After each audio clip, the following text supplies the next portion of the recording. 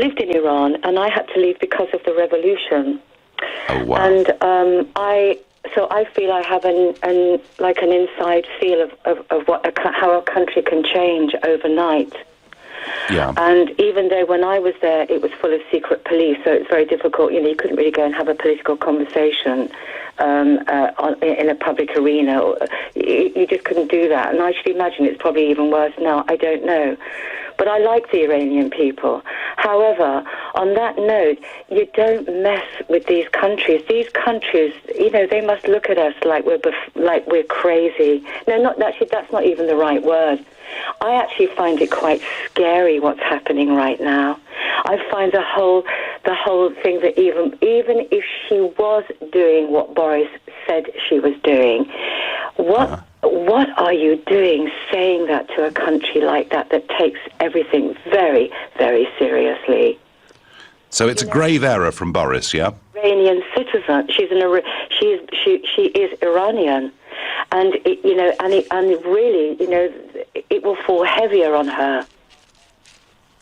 Yes. So Emily, given the sensitivities and by the way, you talked about the Iranian people and liking them, and I think I'm right in saying that they are the best educated people in that part of the world by some margin. And whenever I meet Iranian people, I did business before, I worked with Iranian people, always found them incredibly charming.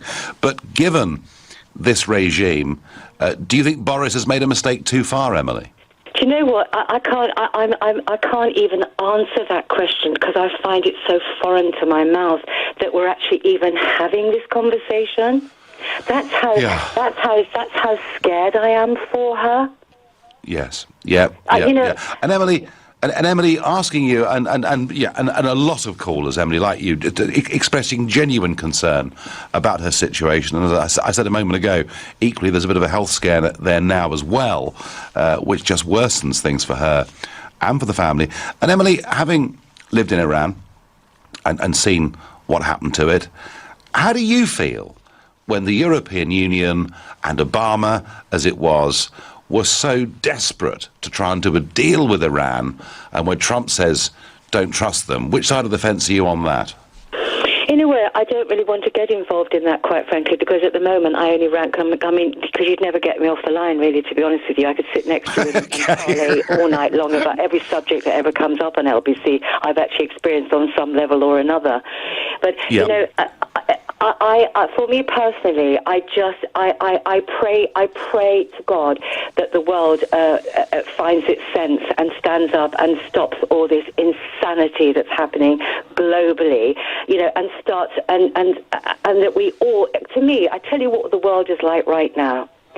I think in the 50s they did some science fiction comic books where they almost predicted what is happening now. And we're living, and I feel we're living in that world now. You didn't, frankly, have the balls to put country before party.